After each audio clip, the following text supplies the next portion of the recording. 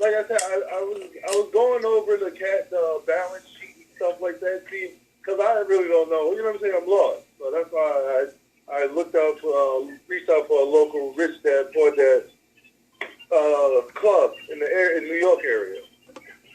Okay, so I'm sure you could probably find some YouTube videos on how to play the game to understand the concepts. Um, but since you're on this call, I can tell you are alive. Right?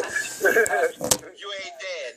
So to sum it up, the game is really your life in the financial world. So you have a job, right? Because you say your goal is to escape the rat race. So that tells me that you have a job. Well, so the game starts off by you randomly getting a job. You may be a lawyer, a doctor, engineer, a teacher, a janitor. There's many different professions that Truck driver, the board game. Yeah, if you play in the board game, you get a card, random card. If you are playing the board game, your profession is randomly given to you. The thing I've learned about the profession is it doesn't matter who you are. So there's some people that say, oh, I didn't go to college and get the right education, so that's why I'm still poor, or this or that. It doesn't matter if you're a janitor, a teacher, a doctor, a lawyer, or engineer, or whatever it is. I've learned that no matter what profession you get, when you're hold on, I gotta meet some people. When you're playing the game, everyone has the same opportunity. Yeah.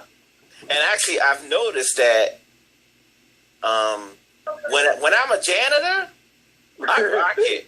When I'm a doctor, or lawyer, or engineer, it becomes a little bit more difficult because you got a lot more expenses and a lot more stuff going on. But anyway, doesn't matter your starting off profession, we all have the same opportunity to achieve financial freedom. So the game is really great because you got your mortgage or rent or car payment or student loans on the income statement. You have the salary that you get from your job, and so you go around, playing the game, and you take advantage of small opportunities, which are typically stock investments or small houses, and then you have big opportunities, which are businesses, larger real estate, and just larger investments in general. You get to have up to 4 kids. I believe the limit is 4. I've maxed out on kids a lot of times, so I don't remember the count. But they will max you out. So you get to have kids. You get to be downsized, basically laid off from work. You get to give to charity, which for me is tithing at church or giving your time back to the community or however you care to give back. You get to, you can get divorced, but that's on the fast track. I don't think when you're just in the rat race if you can get divorced. And then you get doodads. So doodads are, things that you buy that are liabilities. They don't put any money in your pocket. So you may have to pay $200 to go to the dentist, as an example, in the game. And so if you're on this call, you are alive. And that game is a great depiction of what happens to you on a daily basis in your financial life, at least. And so you can probably watch a very brief YouTube video just for an overview on how the game works and how to play it. But the biggest thing that I got from playing it is it's not about the game per se, it's about you. And so playing the game, you really get to see, I heard people say scared money don't make no money. You really get to see how risk averse you are. And you taking those risks, you see kind of like evaluate the risk reward. And I've taken some risk in the game, and things didn't turn out the way it's planned, and I went bankrupt, And so that's a bad feeling, right? Going bankrupt. However, the great thing so it's a love-hate. Bankruptcy is a love-hate relationship for me playing the cash flow game. I hate it when I go bankrupt because I'm like, oh, where did I go wrong? And sometimes I got that. Sometimes it's kind of like the serenity prayer. There's like things that are out of your control. I by chance I landed on a doodad, and that doodad, it was a freaking $18,000 boat. Now I wouldn't buy an $18,000 boat in real life at that moment, right? That's what I landed on in the game. I had to buy that daggone boat, and buying that daggone boat, the monthly payments sent me bankrupt. Sometimes things just happen. Sometimes your property may burn down. Sometimes you might get sued by a tenant. Sometimes, somebody slips and fall in your grocery store. I don't know. Like, sometimes things just happen that are out of your control. And so you got a serenity prayer, And so, yeah, I hate it because I've gone bankrupt. And then I love it because I went bankrupt. You know why I love it? Because I went bankrupt? Simply because I'm still alive. I get to, when I'm playing the electronic version, I get to refresh my browser and play the game all over again.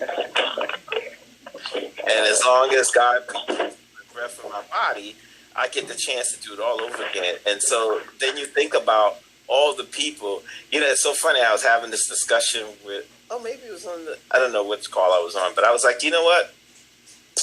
Or maybe I was talking to the Comcast cable guy. I was like, I love HGTV's Flip or Flop. They show you all the flips. They never tell you about the flops. And they never tell you about those deals that didn't go as planned. And so that's what happens in life. Sometimes things go as planned and sometimes they don't, but we get to bounce back. So from our 23 billionaire principles, we've learned one of the concepts is make mistakes and learn from them. Mm-hmm. And Lord knows I have made a lot of mistakes. And I'll keep making mistakes because I'm not perfect. But the great thing about it is I get to do it all over again tomorrow. And so, I think about, is it the Magic Johnson who says, like, I got great basically at basketball because I got really good at failing? Or whatever it is, I'm just summarizing it. But it's kind of like, they say practice makes perfect kind of thing. Yep. So, oh God, I hate calling his name right now, especially right now. But hasn't Trump been bankrupt like over 7 times? He ain't dead, and he's still. In fact, the Joker's the president of the United States. I'm just saying, life doesn't end when things don't go as planned. Yep. And so, I really got that playing the game. And if you play that board game, whether the physical board game or the electronic version, if you just continue to play that game, you'll start to play that game in real life. And so so I'm playing the game in real life. And again, when things don't go as planned for me, which is typically every week, that's why I'm playing it a couple of days a week, that part of my morning routine when I wake up is self-care after giving God thanks and reading a chapter of the Bible is I play a round of the board game. So that's my 2 cents on the board game. So I hope that helped you. But definitely, all of you on this call, it's free. At least the online version. You don't have to buy the physical game or say, I don't have anybody to play with. Play that game. Yeah. Give yourself that gift. If you play that game at least once a week or once a day, you really get to start to learn about you, and your thinking will change. your thinking will change from I can't to how can I. Mm-hmm. You'll see that happen. So anyway, that's my thing on the game. All right, it's after 1:15, so people will join as they will. Daniel, you're in the hot seat, brother. Excuse me, Dwayne. Oh, okay, go, Cisco. I just want to remind you to record, brother. Yes. Because you know I won't. Hold on 1 second. Where is that? 1 second. Oh, shoot. Should be meeting controls, right? Yep, hold on. Record call. Okay, recording. Thanks, Cisco. All right, D, you up. What you got? What's cooking? How many properties you brought since last month? Well, I got down. Can you guys hear me? I have my AC on. I don't know if it's too loud. Hear you? No, I can hear you. All right, I'll turn it off. Yeah. Hear you great and clear. Very clear. Yeah, I'll keep it real now. Yeah. I got down here to Georgia the day after my first class with you last month. Literally that day, I jumped in the car.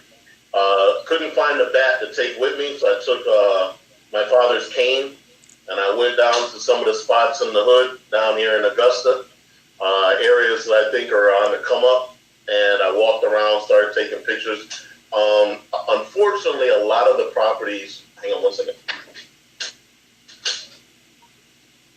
Sorry about that. Unfortunately, a lot of the properties had condemned signs, so I knew the city was going to start to knock them down. As a matter of fact, I've driven over there probably about 30 or 40 times in that neighborhood, and they've already started knocking down some of those condemned homes. So I kept looking, kept driving around for houses that met the description that you gave, that you could tell with the grass. Maybe the windows don't have curtains, or they have boarded up windows. There's notices on the door, things like that. I found a number of duplexes driving around. I got out. Thank God they're so friendly down here in the South. I'm from the Bronx. Anyone come to my door and ask about someone living next door, my response would probably be like, nah, I don't know nothing, homie. I don't know who lives there. You just don't knock. But down here in Georgia, everyone's like, oh, yeah, they bought it 6 years ago, and then they got divorced, and they'll give you all types of information down here. Yeah. And so I've been doing that. I found a number of duplexes. All of them are owned by someone or in a trust. So I'm going to try to reach out to some. I just don't know exactly what to say to them besides saying, you want to sell your house? I don't know. So I'm trying to, maybe a couple more classes, I'll know what spiel I should go with and how to approach them and let them state a number before I state a number, that type of stuff. In addition, I contacted, what were the two names? Sean and I believe her name is Jackie for the, Lisa. Sean Edwards and Lisa Williams, that were the the secretary of housing development down here. I left a couple messages for them. In addition, which is great, twice yesterday they had a local news for I believe he's the head of housing or something. His name is Marion Williams, and he was complaining about the fact that there's no reason in Augusta we should have so many. That's where I am. I'm sorry, Augusta, Georgia. Why we have so many homes that are in disarray, where people are just walked away from them and are not taking care of them. And he wants the city to do something about it to fix this area because they're on such a come up with the cybersecurity thing. Quick. The cybersecurity. So you guys know why I'm really even looking. What do you mean cybersecurity? I work in cybersecurity for JP Morgan in New York, but the government is building the largest cybersecurity division in the United States in Augusta, Georgia. So it's going to be the cybersecurity capital of America for the U.S. government. I don't know why they came to this small city, but they are. They're looking to hire between 30 to 50,000 people. And so the area that I'm looking in is literally only about 5 to 10 minutes from the cybersecurity buildings that they're building. So obviously right now they're the hood. They're not going to stay the hood forever.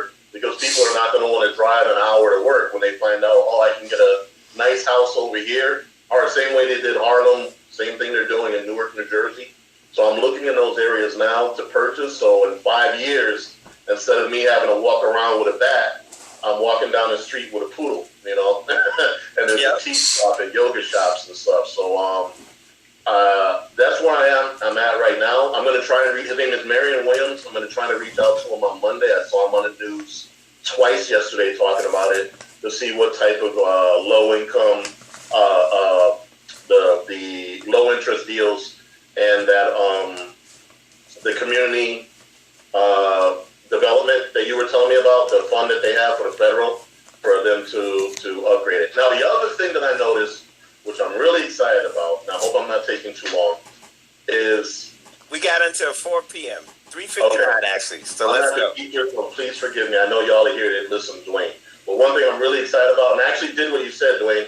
Luckily, I didn't get a ticket. I drove with my cell phone and videotaped it. There's one street here that they're already starting the process of putting up new homes and knocking down the old ones. It's called Twig Street. So I took a video of about 6 houses in a row. Just absolutely beautiful, beautiful homes. Small but affordable, you know, but nice houses. So on one side of Twig, they're building it up. On the other side, they have about 8 acres of land.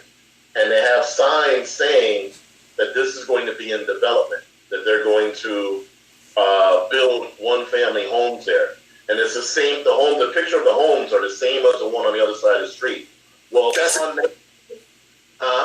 that's in Georgia? Yeah, in Augusta, Georgia. So they've already started the process. And it's like 6 houses in a row.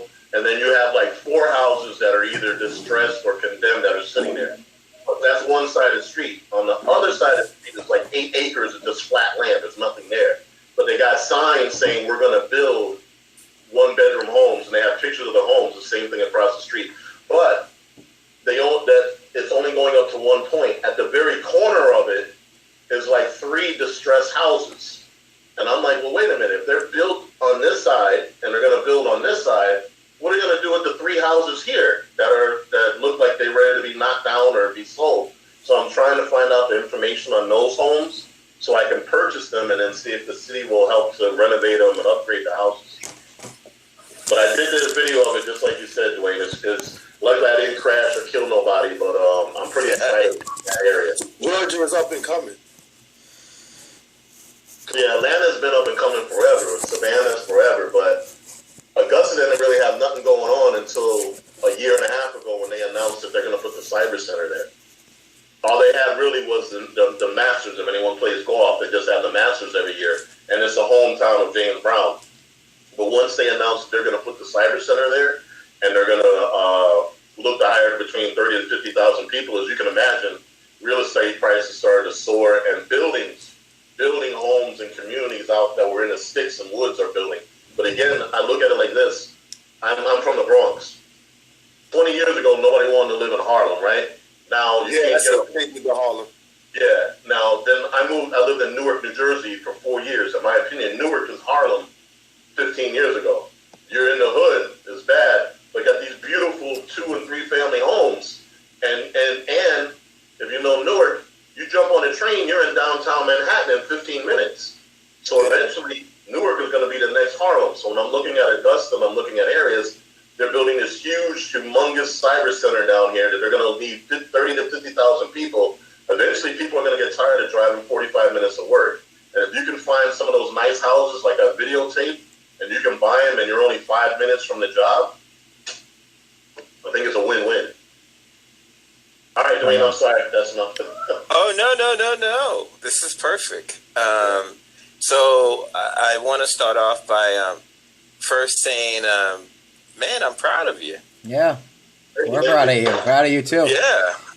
Believe me, I was out there with the cane. There was a couple of brothers stepping to me like, what are you taking pictures for? I stepped out the car with the cane, I walked, and I was like, y'all ain't going to stop me from making money. If I got to hit somebody upside the head and run to the car, so be it. But a couple of times I had dudes stepping up, yelling from the porch, yo, why are you taking pictures? And I'm like, because I want to buy a house. They're like, oh, okay. I said, yeah, I'm moving down here. Okay, all right. Let me go. Did you also, was one of the reasons you moved down there was because of it, did work bring you there too? I work for JP Morgan, as you know, with the pandemic, Yeah. the financial fields are going like this. So Yeah. at any moment, they can go, hey, Dan, we love you, but we got to send your job to Singapore or India because it's too expensive to hire you here in America. Right. So working for a financial firm during this time, I'm looking for something a little bit more steady. If you can't get more steady than the U.S. government, they're never going to run out of money. So, and No, I've they're gonna already keep got family borrowing that it live anyway. here. Huh? I've already got family. Like literally, I'm Okay. sitting right now in my father's house. My brother owns a house one street away, so I'm looking to relocate down here. And it just so happens. I gotta get to Atlanta. Oh, okay. Yeah, Atlanta. Yeah. Cause like I'm a local 3 electrician, and like I gotta get out of New York. Why? It's just eating you financially, or what? Yeah, financially, and then the workload is dissipating. Yeah. There ain't no work in the city right now. Because of the lockdown, right? Not even the lockdown, just the politicians don't know what they're doing. Yeah. Yeah. I mean, just the cost of being in New York. I mean, 2-bedroom apartments up in the Bronx, so $2,000 to $2,300 a month. And I'm on Long Island. There ain't apartments are like, oh, you wouldn't want to know. Yeah. So that's why I'm looking to relocate down here, get a little bit more stability with stability with a job down here with the federal government, and then also, like I said, taking Dwayne's class. I really want to try to get my real estate game up and get some rental. I found a number of duplexes down here, and hopefully I can get them now, so that way 5 years from now, when they gentrify the whole area, I'll already be established. Okay. So, Wow. Great. Yep. So as I was saying, I'm proud of you for taking action. To me, there is a big difference. The big difference that I see between rich people and poor people is first the education. So, or I'll just say knowledge. I don't want to say education because then people may say, "Oh, that I gotta have a PhD." No, it's the knowledge, and so you're getting the knowledge because you're reading books. You've joined groups like this one.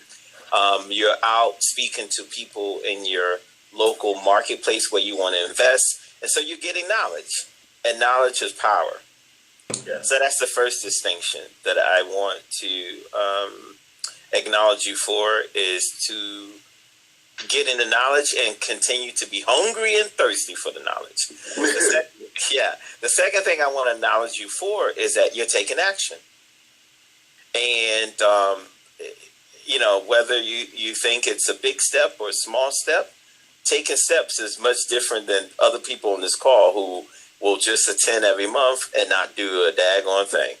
So you're out there taking action. And as long as you're taking action, you will definitely succeed. You'll definitely succeed. So I want to acknowledge you for both of those things. Continuing to educate yourself and continuing to take action. So now I got a whole list of stuff to talk about. So I hope you got some pen and paper, or wait, we're recording it, but still. I gotta grab pen and paper. I don't know how long the recording is going to. I have some actions that I've taken. Okay, so we'll come to you next, Russell. Okay. When I finish, Daniel. All right, no problem. We'll put you next in the hot seat. So, Daniel, the first thing I want to talk about is the old thing you probably heard before: location, location, location.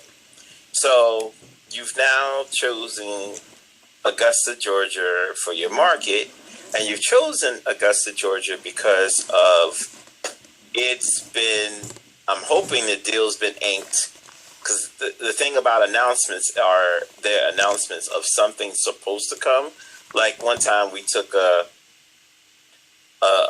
I'll say a field trip to Bridgeport, Connecticut, and they've been Yale. I forgot what school it was. Somebody was supposed to be coming.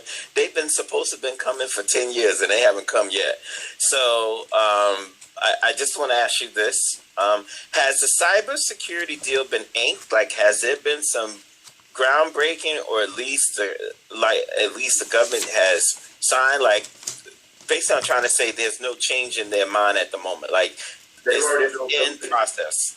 Yeah, they've already built buildings. They already have courses set up for Augusta University to pipe, and they started a program. Well, I don't know now with the pandemic what's going to happen, but they started programs to pipeline high school students to start teaching them cybersecurity, to put them into Augusta University and pipeline them right to the cybersecurity positions down here in Augusta. They've already built, I believe, 2 buildings, and I think they built a building for classes or something down there. I went down there and saw it with my father, and it's in like downtown area of Augusta.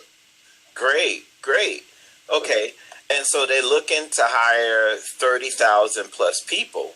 So yeah, 50,000 people, and the building that is the construction. I keep saying building. The construction that's going on down here is crazy. Matter of fact, one of the biggest problems is waiting for a company to become available for them to finish what they've already contracted to come and work on your property, because there's so much building going on out in the suburbs, like Evans and Hesbaza and all that type of stuff, that they're constructing homes.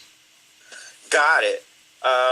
Which I'm going to address that in a little bit. So you've heard 30. They want to hire 30 to 50,000 people. So since this is the U.S. government, I'm assuming that's U.S. or that may be international. So when you read an announcement that they're going to hire 30 to 50,000 people, what I kind of want one of your first homework assignments is to find out, and you can, this is a easy thing to do. You can call the Chamber of Commerce. So write down, I want you to call the Chamber of Commerce, or, so Chamber, CHAMBER of Commerce. So I want you to call the Chamber of Commerce or the Economic Development Council for the city. So Chamber of Commerce is a private organization, and then the Economic Development Council is a government organization. So I'm sure you could go to AugustaGA.gov and you'll see something about the Economic Development Council or something related with the word economic on their website, or business development or something like that, right? So the reason why I want you to call one of these 2 organizations is the question you want to ask them: how many new jobs are they anticipating to come to Augusta, Georgia over the next 5 years from this cybersecurity? So just because a company announces or a government agency announces they're looking to hire 30 to 50,000 people, that could be worldwide, right? We want to know, what is the impact on the local market that you're in? Okay. So that's homework assignment number 1. While you're on the phone with these people, you also want to ask, do they know of the actual physical locations of these job sites? So there's one that you know of that they're constructing, but they may say, oh yeah, I mean, right now, here's the plans that we've heard that they're putting up a 100,000 square feet facility here in Augusta, and then they're gonna 3 years from now they're building a 200,000 square feet facility in Evans. You mentioned Evans, and then they're going to put one in Hesbaza. So you just want to know. I'm saying that because, like, as you mentioned before with Harlem just didn't happen. If you went to your community board meetings, these developers have to come in and they have to get zoning approval, right? And so for zoning approval to build these buildings, they community board is part of the zoning approval process. There's one building that I knew of. They have been like 10 years in the planning stages. It just doesn't happen overnight. So I'm saying you take that same approach to know where they're coming and to go there before they arrive. Okay. Because all these number of jobs, out of that 30 to 50,000, they all won't be in Augusta. However, there would be a huge percentage. Plus, when you have an influx of a company like that, and I say company even though it's government, when you have an influx of an employer who's going to bring in all these employees, not only do you have the employees, but you need the services to support these employees, right? So now that there is a let's say that they're going to bring out of 30 to 50,000, there's at least just for the argument's sake or discussion's sake, they're going to bring 10,000 new people. Right? They got an opening for 10,000 jobs in the Augusta, Georgia area. Gotcha. Well, for 10,000 new people, they need a place to sleep. And so hopefully they will all be renting or buying from Daniel. Wouldn't that be amazing, right? All 10,000 people are renting or buying from Daniel. Once they're in there, they need services. So they need food, clothing, all these things. So that it's not just housing. All different sectors start to benefit from the influx of employment into a particular area. Right. And so guess what? When, 10,000 new people coming. So now, if I'm owning a Burger King, I may open 3 new Burger King locations. And now I'm bringing in the manager from Atlanta to say, hey, I need you to come open up this Burger King and run in Augusta. It just becomes a trickle down effect because now all those services that get created to support this new influx of population, those people need a place to live. Yeah. And require more services. And that's kind of like how a city grows, actually, right? So it's very, very important for you to know how many are coming and where they're going to. Okay. I don't think it's just going to be Augusta. It's probably going to be some outlining areas as well. And the reason why that's important for you to know is because location. Yeah. Well, it's funny you said that because they just built this beautiful brand new apartment complex right on Wrightsboro Road, and it's literally directly across the street from the University of Dentistry and a hospital. So all the students are going there.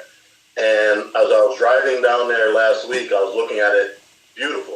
I don't know how many apartments, but it's like 8 buildings there of apartments.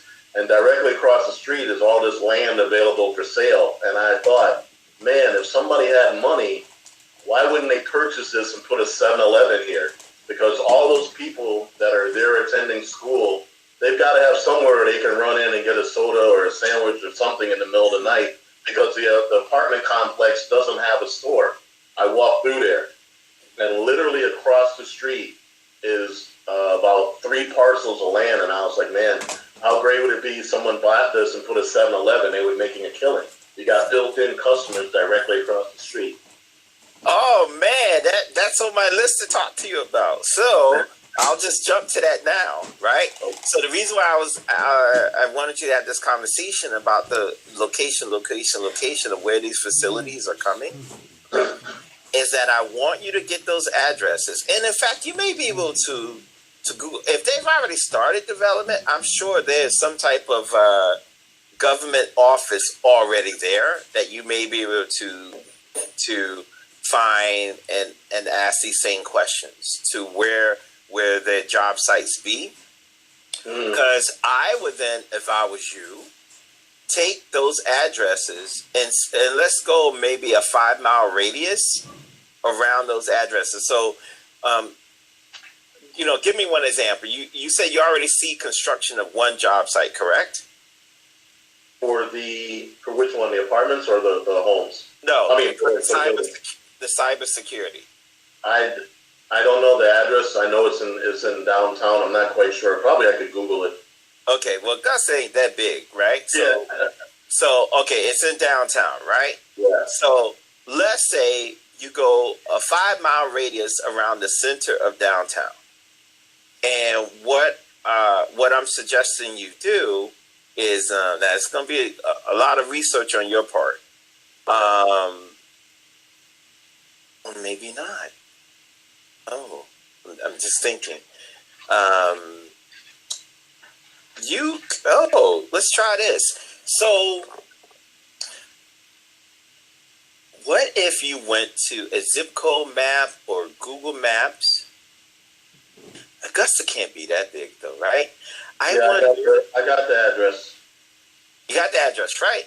Hey, Yeah. how about this, right? Let's try this out for size. That address would have a zip code, correct? So let's say it's 123 Main Street is located in 56789 zip code. There is a I don't know if you can see on Google Maps, but I know if you looked up probably Google zip code maps, or I know you could definitely probably see it on city-data.org. But I want to get the zip codes around that zip code. I want that zip code plus all the zip codes surrounding that, immediately surrounding that zip code. Okay, so hold on. You gave me 30901. All right, so let's go to zip code map of Augusta, Georgia. Oh, perfect. I Googled zip code map of Augusta, Georgia. And so, yeah, so great. So you could, because of Senate districts. Oh, all right. Yeah, okay, so it's there. So what I want you to do is that 30901 is to get all the immediate zip codes that are in a radius around it. And what I want you to do is, so 39, why am I doing this for you? But I see 3909, where's 3905, 3914? Yeah, so I found one. Just Google a zip code map of Augusta, Georgia. So, oh God, here I am doing work for you. So around 3901 is surrounded by 29642. That's weird. It's surrounded by 29841 and by 30904 and 30908 and 29831. Okay, so those are all the zip codes surrounding 30901. And what I would do is go to, so your second homework assignment for you, Daniel, is I would go to the tax assessor office, and I would say I would like to get a list. You probably have to use the Freedom of Information Act, and if you want, just Google freedom. I'll put it in the chat. It doesn't mean it's free though. That's right. Remember. Freedom of Information Act. Okay, and so you could just Google sample Freedom of Information Act letter. They may have a form, or they may say you have to submit a request. Like one place I did down in Florida, they was like, "Oh, just email it to us." But what I want you to do is get ask them for a list of all the vacant land, because the tax assessor, right, they assess your properties and you pay taxes by its assessment. Vacant land, single family houses, duplexes, triplexes, quadplexes, commercial buildings, hotels, restaurants. They have all these different classifications. So it's easy for them. You just say, hey, all your properties are classified as vacant land. I want to get a list of those properties. Okay. And you might even say vacant land classified residential. Because, not classified, zoned. So you want all properties that are vacant land, however, they're zoned residential.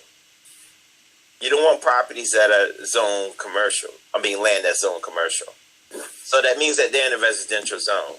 The reason why I say that, because man, you're early to the party, right? And people who show up late are going to have to pay you a premium for, as you just said, hey, there's an apartment building on the left, there's an apartment building on the right. Here's some vacant land in the middle. Why hasn't somebody scooped up that land? Now they might have made offers and the seller hasn't taken it, or maybe the person's deceased. They don't know how to track down the will, but we'll teach you how to do all that stuff to get a hold of the seller and create your offer and to negotiate.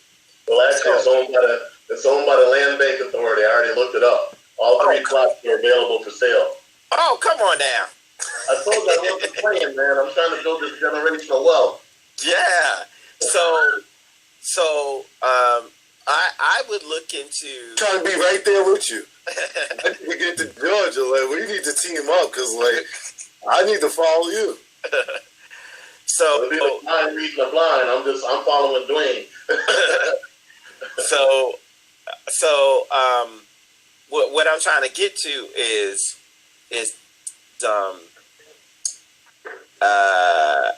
have you played the game where they're like, oh, someone's coming in, they're offering $70,000 for everyone that owns a 3-2 house, 3-bedroom, 2-bath house. You may sell at this price, kind of thing. Well, that's you in real life with owning this land. Okay. So your first list is all the vacant land that are zoned and those zip codes surrounding the 30901. Okay. As well as 30901, right? And so you want to reach out to as many of those owners, whether it be the land bank or not, and purchase the land. Okay.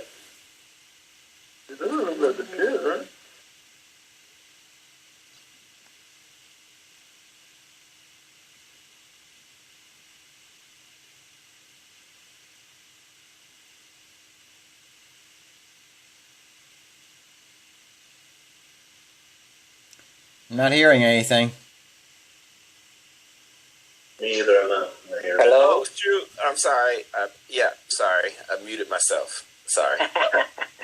maybe that's a sign. I need to shut up. Oh God, what was I saying? The list. That's the land. Yeah, you got the list of the land. Now, so one department is going to give you the list of the land. Well, the tax assessor should be able to give you the list of the land.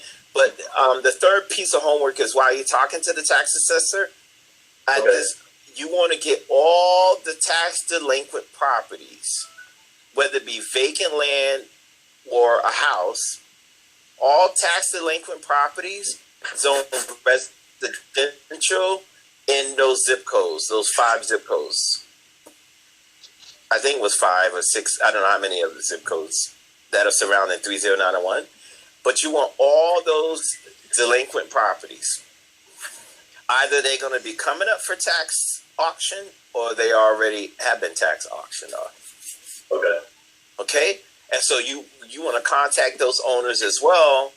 And basically what's happening is you're coming from the approach that their house, they're at the risk of losing their property for the back taxes, and you're willing to give them a fair offer to purchase their property, in which you pay off the back taxes and put some money in their pocket. Versus if they don't pay the back taxes and the city forecloses on their property, they can walk away with no money at all. Right. Okay. Yeah. So that's your approach with that. So now you should have a huge list of motivated sellers. Why are they motivated? One, they're, for the vacant land, it's vacant land. So they're paying taxes, which are small amounts, on these on the land, but they're not doing anything with them. That's the land folks. The lands that have houses on them, of course, they're motivated because they're about to lose their house. They're on the tax delinquent list, and they're about to lose the property because it's going to be auctioned off by the city to get those taxes. So out of this list, I'm banking you should come up with at least 10 really good deals. Now, here's the thing. You really want to sort this list. And so here's what you're going to ask from. So on number 2, on homework number 2, it's like part A, part B. Here's part C. When you make your Freedom of Information Act request, you want to get the property address, the full property address. So that's the street, city, state, zip code. However, you want to get the owner's name and their mailing address, street, city, zip code. Because it's so crazy with these government offices. They want you to tell them exactly what you want. If you say, give me the property address, they'll just give you the street. And wait, I need to load this in a spreadsheet, so I need the city, state, and zip to sort it. Like, you have to tell them exactly what it is you want in your request. Okay? Okay. And so you're going to get this list. Hopefully it's in a spreadsheet form. If not, I can tell you how to convert it. And you're going to sort it. And you're going to sort it by state. And the ones of the owners, for instance, like me. Right? So we have property in Augusta, but if you looked it up, the mailing address for the tax bills come to my P.O. box in New York. I am what you consider an out-of-state owner. Number 1. Number 2, I'm an absentee owner. That means I don't live in the property. And so you're going to take that list and say it's like 100 properties between the vacant land and the houses that are being auctioned off for tax delinquency. You're going to take that list and sort it by state for the mailing address, by state. And so the reason why you do that, because you want to contact the out-of-state owners like me first, because they'll be the more apt to be open to having a discussion with you about selling the property. Number 1. Number 2, I didn't even know about the cybersecurity coming to Augusta until you mentioned it or someone else mentioned it. So a lot of the people who are not local in the market may not know that that's happening and know that their property value is going to go up. So for their lack of knowledge becomes an opportunity for you. Right? So I'm banking you can at least come away with 10 deals out of that. So we got the vacant land that are zoned residential for the zip codes around 30901 zip code. We also have the houses that are on the tax, that are delinquent on the taxes in those zip codes for our requests. Next, I think this is homework assignment number 4 for you, is that all those properties that are condemned, they had to be condemned by the Department of Buildings. And so homework assignment number 4 is that I want you to call up the Department of Buildings in Augusta, Georgia. And you know how I know, because we just got a violation notice for a property, the grass on it. So there's the code of the Department of Buildings, and you want to ask for the code enforcement. Actually, I know on their website because I went to their website. So they have code enforcement on augustageorgia.gov. So you want to contact the code enforcement officer, and you want to ask you want to get a list. Again, you probably got to use the Freedom of Information Act to get a list of all the residential properties that have been condemned in those zip codes, those same zip codes. So we're doing location, and we're just drilling down on our market. Okay? So you want to get a list of all the properties that have been condemned in those zip codes, or are currently on their blight, BLYTHE list, blight property list. BLIGHT. So those are properties that they earmarked, that they got their eye on, but they haven't condemned yet. Okay. All right. Yes, sir. So now we got now we got three sources of motivated sellers. We got the vacant land, we got the properties that are tax delinquent, and now we got the properties that are condemned or going to be condemned from code violations. All right. Homework assignment number 5 is that you ask the land bank for the residential properties that they currently have for sale or will bring up for sale in those 5 zip codes, which I showed you how you can search for land bank on the assessor's website. Yeah, I went around and started looking at them already. Okay, perfect. So you just want to get that list in a spreadsheet or something so you can monitor and track it. But you want to ask them for all the residential properties in those 5 zip codes that they have. Okay. All right. I want to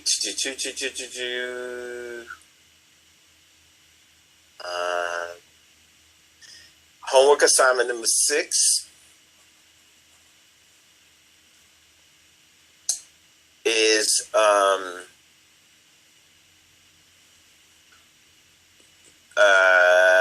you could do I'll give it to you 2 ways. So homework assignment number 6 is I want you to start building your team, because there's no I don't do anything, yet we do it all. Did I just make that up? And that sounds nice. I like that. Yeah. I don't do anything. It does sound nice. I know, right? I know. I don't do anything, and we do it all. So you need a team, right? And so for right now, for you, Daniel, I'm not worried about the banker on your team, the attorney on your team. The accountant. Huh? The accountant. Oh, the accountant on your team. We'll get all those other members on the team. Right now, your homework assignment is, and I'm not even so much worried about the realtor on the team, because you're kind of the boots on the ground looking for properties. I mean, we're going to add the realtor too, probably at the end of this discussion. But homework assignment number 6, and I'm saying number 6, I don't even know what number I'm on with you. But homework assignment, whatever this one is, probably number 6, is that those new developments that you see in these zip codes around 30901, I want you to write down the property address. And I want you to go to the Department of Buildings. Again, it's public information. I want you to go to the Department of Buildings and say, hey, on address 123 Main Street, I want to get a copy of the permit, or can I see the permit? Because what you're going to do is you're going to write down the contractor for that particular property. Let me give you what I actually just did. So when the fire marshal told me that the fire escape has got to be replaced, I got a quote from my contractor for $30,000 that I'm supposed to come up with in 30 days. Because I got people moving in November 1st. And the fire marshal says they can't move in for fire safety without the fire escape being replaced, which is $30,000, right? So when my contractor gave me $30,000 quote, of course, that's way out of budget. It was never in the budget, right? So I'm like, oh, all right. Everything else that I've had change orders on this project, I've just ran with it. He's the contractor of record. He's already started the project. Whether I'm overpaying or underpaying, right now, it's all about time. I got to get this project done. So, I did my time versus money. So what however, on the, let me, somebody, yep, good. Let me mute some folks. Okay. So, however, when I got $30,000, I was like, oh man, I got to do something here. So I'm not from Hartford. I don't have, know all the key stakeholders or players there. So what I did was I went to the Department of Buildings and I said, hey, listen, the fire marshal is telling me I got to replace the fire escape. Here's what I want you to do.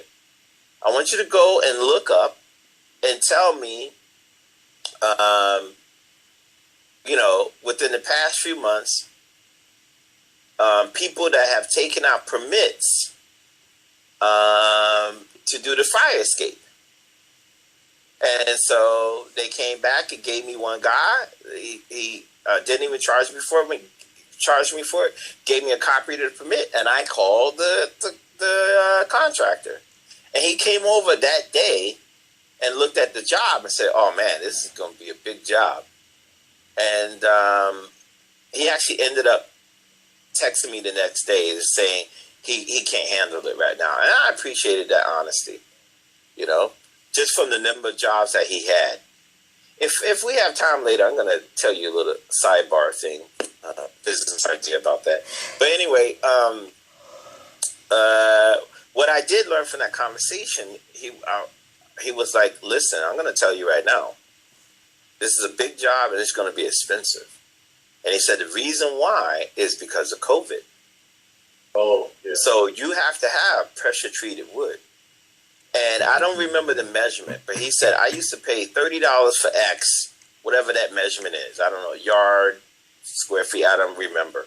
But he said, I used to pay $30 for X. Right now, buying that same material is going to cost me $51. Pure supply and demand. The demand is still there. The supply isn't because of the stay-at-home orders, the delay. I told you guys before, I ordered stuff from Home Depot, and they said, oh, yeah, 2 weeks, and it takes 2 months for it to come. Just because of the low supply. When you got low supply and high demand, the prices go up. I could imagine that when this whole COVID thing started, that there might have been some grocery stores price gouging on toilet paper and Lysol and bleach, and actually, not that I could imagine, it must have been happening because I actually saw, I'm on the Notify NYC alerts, and I saw alerts going out saying if you know of people of stores that basically price gouging, call 311 to report them. But anyway, so the cost is astronomical now. However, from that exercise, what I want you to take away from it is write down the addresses of the properties that you see the construction going on. Okay. As well as you can go and ask. So when you go to the building department, you say, I want to get, here's some addresses. I want to get permits because I want to know who's the contractor of record of these jobs. Or you can do like I did as well, say, hey, in these zip codes in the past 6 months, I want to know people who have taken out new construction or huge renovation permits. And they have to give it to you because it's the Freedom of Information Act, your request. So that's 6A, is to get a list of contractors. 6B is, I want you to contact at least 3 of those contractors and have discussions with them about properties that, say you're looking to buy properties that are going to need renovation, and or you're looking to buy vacant land that you want to build on, and find out if they do ground up construction. So this is like 6B1, right? So you want to find out if they do ground up construction, meaning, building from scratch a new house, or they just like to do, the renovations. the next part of that homework assignment, when you're speaking to that particular contractor, is say, can you give me the addresses of the last 3 properties that